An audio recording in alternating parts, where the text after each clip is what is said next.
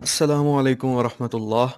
اللہ تعالیٰ کا بہت بڑا احسان ہے کہ اس نے ہمیں مسلمان پیدا کیا اور کلمے جیسی نعمت سے نوازا۔ وہ کلمہ کیا ہے؟ لا الہ الا اللہ محمد الرسول اللہ۔ یہ کلمہ پڑھ کر ہم نے اقرار کیا کہ یا اللہ تیری ہی مان کر چلیں گے۔ اب اللہ تعالیٰ کی بات ماننے کے لیے ضروری ہے کہ ہمیں پتہ ہو کہ اللہ تعالیٰ نے ہمیں کیا احکامات جاری فرمائے ہیں۔ ان احکامات کو جاننے کے لیے ہمیں قرآن مجید سے رجوع کرنا پڑتی ہے۔ آئیے دیکھتے ہیں کہ قرآن مجید اس صورت میں ہمیں کیا کہنا چاہتا ہے۔ اعوذ باللہ من الشیطان الرجیم، بسم اللہ الرحمن الرحیم۔ سورۃ آل عمران۔ اس صورت میں ایک مقام کے اوپر نا آل عمران کا ذکر آیا، اسی لیے اس کو علامت کے طور پر استعمال کیا گیا۔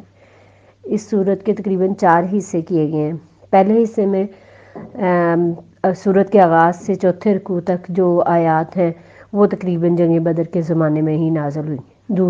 دوسرا حصہ اس کا ان اللہ اصطفیٰ آدم و نوحا و آل ابراہیم و آل عمران علی العالمین، یہاں سے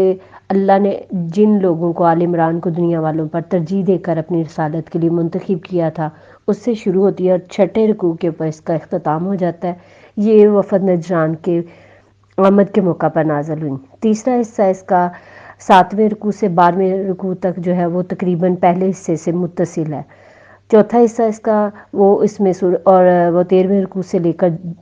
سورت کے اختتام تک جنگ احد کے بعد نازل ہونے والی جو ہیں وہ آیات ہیں، اور اس میں تمام چیزوں کو ملا کر ایک مسلسل مضمون بنتا ہے، اور جس کا مقصد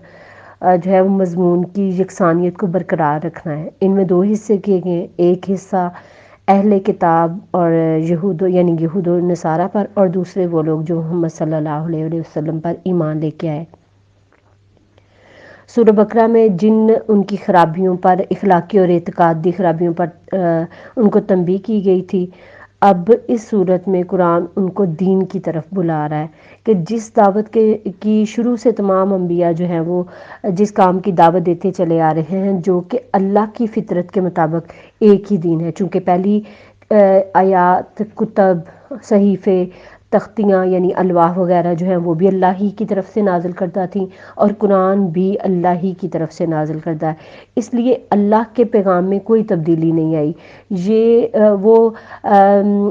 معاملات کہ جس میں تم ان کتابوں کو تو آسمانی کتاب تسلیم کرتے ہو، لہٰذا پھر اس کتاب کو بھی آسمانی کتاب جو ہے وہ تسلیم کرنے میں کیوں تم اتنے متردد ہو رہے ہو۔ دوسرا گروہ جو ہے وہ بہترین امت ہونے کی حیثیت سے جو ہے وہ حق کا علمبردار ہے اور دنیا کی اصلاح کا ذمہ دار بنایا جا چکا ہے۔ اس میں جو ہے ان کو پچھلی امتوں کے جو مذہبی اخلاقی زوال کا عبرتناک نقشہ دکھا کر متنبع کیا گیا ہے کہ ان کے نقش قدم پر چلنے سے بچے، اور پھر ساتھ ہی بتا دیا گیا کہ اہل کتاب اور منافق جو ہیں ان کے ساتھ کیا معاملہ کیا جائے، جو کہ اللہ کے راستے میں یا دعوت کے کام میں طرح طرح کی جو ہے وہ رکاوٹیں ڈال رہے ہیں۔ اسی صورت میں ان کو پھر آخر میں ان کی کمزوریوں پر متوجہ کیا گیا جو کہ جنگ احد کے موقع پر پیش آئی تھیں۔ اس صورت کا تاریخی پس منظر کچھ یوں ہے کہ سورہ بقرہ میں جو دین حق پر ایمان لانے والوں کو جن مصیبتوں کا، مشکلات کا، آزمائشوں کا پیش آنے والا تھا معاملہ، ان کو وقت سے پہلے متنبع کر دیا گیا، جو کہ ان کو پوری شدت کے ساتھ پیش آ چکی تھیں۔ جنگ بدر میں چونکہ ویسے تو الحمدللہ مسلمانوں کو فتح نصیب ہوئی تھی، لیکن ایک چھوٹی سی جماعت جو ہے جب ایک بڑی جماعت کے معاملے میں غالب آ گئی تو گویا بھیڑوں کے چھتے میں ہار ڈال دیا۔ اس میں ان کی جو منظم طریقے سے یا جوش کے ساتھ آگے ہو کر لڑنا ایک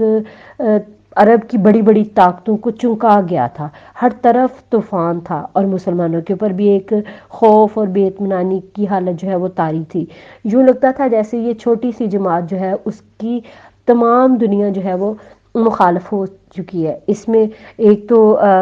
مسلمانوں کے انصار کے گھروں میں پناہ لینے سے ان کی آبادی کے اوپر جو ہے وہ بڑا اثر پڑ چکا تھا، یعنی معاشی توازن ان کا خراب ہو چکا تھا۔ اس پر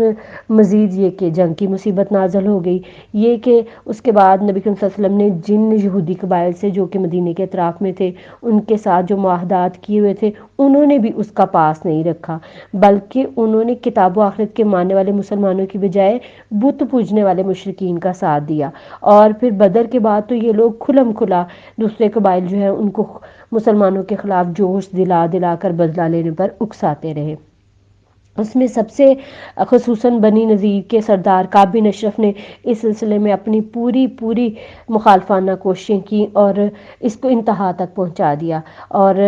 جو اس کے مدینہ والوں کے ساتھ جو صدیوں سے اس کے تعلقات ان لوگوں کے چلے آ رہے تھے انہوں نے اس کا بھی لحاظ نہ رکھا، یہاں تک کہ بدر کے چند مہینے بعد ہی نبی کریم صلی اللہ علیہ وسلم نے بنو قینقاع پر، جو کہ یہودی قبیلوں میں سب سے زیادہ شریر لوگ تھے، ان کے اوپر حملہ کیا اور ان کو مدینہ سے باہر نکال دیا۔ لیکن اس کے ساتھ جو دوسرے یہودی قبائل تھے ان میں اور زیادہ نفرت کی آگ جو تھی وہ بھڑک اٹھی، انہوں نے مدینے کے منافقوں اور حجاز کے مشرکوں کے ساتھ مل کر مسلمانوں کے لیے ہر طرف خطرات پیدا کر دیے، یہاں تک کہ نبی کریم صلی اللہ علیہ وسلم کی جان کے متعلق بھی ہر وقت یہ خدشہ رہنے لگا کہ پتہ نہیں کب آپ کے اوپر قاتلانہ حملہ ہو جائے۔ صحابہ بھی رات کو ہتھیار باندھ کر سوتے اس ڈر سے کہ کہیں راتوں رات آپ کے اوپر کوئی حملہ نہ کر دے۔ نبی کریم صلی اللہ علیہ وسلم اگر کہیں بھی تھوڑی دیر کے لیے نگاہوں سے ادھر ادھر ہو جاتے تو صحابہ کرام رضی اللہ عنہم اجمعین آپ کو گھبرا کر ڈھونڈنے کے لیے نکل کھڑے ہوتے، اور بدر کے بعد جو تھی ان کے قریش جو تھے ان کے دلوں کے اندر انتقام کی آگ اتنی زیادہ بھڑک رہی تھی، تو اس کے اوپر مزید یہودیوں نے ان کو اکسا کر اس جنگ کے لیے تیار کر لیا، یعنی احد کے جنگ کے لیے۔ نتیجتاً 1 سال کے بعد ہی 3000 کا لشکر لے کر وہ مدینے کے اوپر حملہ آور ہو گئے، اور پھر یہ لڑائی جو کہ احد کے نام سے مشہور ہے وہ پیش آ گئی۔ اس جنگ میں نبی کریم صلی اللہ علیہ وسلم کے ساتھ تقریباً 1000 آدمی نکلے، مگر راستے میں جو ہے وہ 300 منافق جو ہے وہ الگ ہو گئے، اور 700 جو آپ صلی اللہ علیہ وسلم کے ساتھ رہ گئے تھے ان میں سے بھی ایک منافقین کی ایک چھوٹی سی جماعت موجود تھی جو کہ مسلمانوں کے اندر شر پیدا کرنے کی ہر ممکن کوشش کرتی، ان کا حوصلہ پست کرنے کی کوشش کرتی۔ یہ پہلا موقع تھا کہ مسلمانوں کو بھی اندازہ ہو گیا کہ ان کے اندر ابھی بھی کچھ لوگ ایسے پائے جاتے ہیں جو کہ ان کے ساتھ حامی نہیں ہیں، اور نبی کریم صلی اللہ علیہ وسلم نے احد کے موقع پر حضرت خالد بن جبیر کی سرکردگی میں عبداللہ بن جبیر کی سرکردگی میں ایک دستہ 50 تیر اندازوں کا مقرر کیا۔ اس وقت خالد بن ولید جو تھے وہ اسلام نہیں لائے تھے، اور آپ صلی اللہ علیہ وسلم نے ان کو ایک اونچے درے کے اوپر احد کے کھڑا کر دیا اور ان سے کہا کہ اگر تم دیکھو، مفہوم ہے اس حدیث کا کہ اگر تم دیکھو کہ پرندے ہماری بوٹیوں کو نوچ نوچ کر لے کے جا رہے ہیں، تم پھر بھی اپنی جگہ سے مت ہلنا، اگر تم دیکھو کہ ہم جنگ جیت گئے ہیں تو تب بھی تم اپنی جگہ سے نہ ہلنا، اگر تم دیکھو کہ ہم جنگ ہار رہے ہیں تب بھی تم اپنی جگہ سے نہ ہلنا۔ لیکن جس وقت مسلمانوں نے دیکھا کہ مسلمان جو ہے وہ جنگ جیت چکے ہیں اور پھر انہوں نے غنیمتوں کا مال اکٹھا کرنا شروع کر دیا ہے، تو یہ لوگ بھی غنیمتوں کے مال کی طرف جو ہے وہ لپک پڑے، اور حالانکہ پیچھے سے عبداللہ بن جبیر کے ساتھ جو چند ساتھی 6 یا 7 لوگ تھے وہ بار بار ان کو پکار کر کہتے رہے کہ اللہ کے نبی صلی اللہ علیہ وسلم نے ہمیں یہاں سے ہلنے سے منع کیا ہے۔ اسی اسنا میں خالد بن ولید جو ہے ان کو موقع مل جاتا ہے اور وہ پیچھے سے آ کر حملہ کر دیتے ہیں، اور مسلمانوں کی جو فتح ہے وہ شکست میں تبدیل ہو جاتی ہے۔ ابھی یہ ساری چیزیں جو کمزوریاں تھیں، یعنی جو مسلمانوں کو احد میں شکست ہوئی، ان میں ایک بڑا حصہ جو تھا وہ منافقین کی تدبیروں کا بھی تھا، لیکن اس میں مسلمانوں کی اپنی بھی کمزوریاں بہت زیادہ تھی، چونکہ ایک ابھی نئی تازہ بنی ہوئی جماعت تھی جس کی ابھی اخلاقی تربیت بھی مکمل نہیں ہوئی تھی،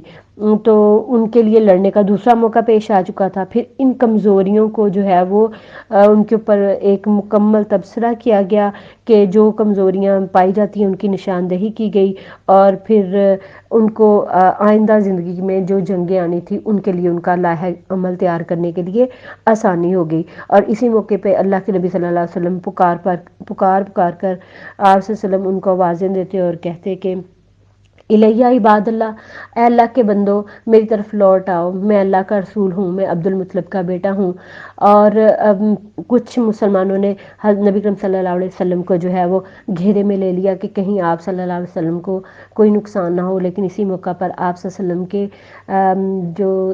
دانت مبارک ہیں وہ بھی شہید ہوئے، اور آپ صلی اللہ علیہ وسلم کے چہرہ مبارک کے اوپر خود کی کڑیاں بھی چبھ گئی تھیں، جس کو ایک صحابی نے اپنے دانتوں کے ساتھ کھینچ کر نکالا تھا۔ گویا اس میں جو مسلمانوں کی اخلاق کی تربیت ہونا باقی تھی، اس کا سارا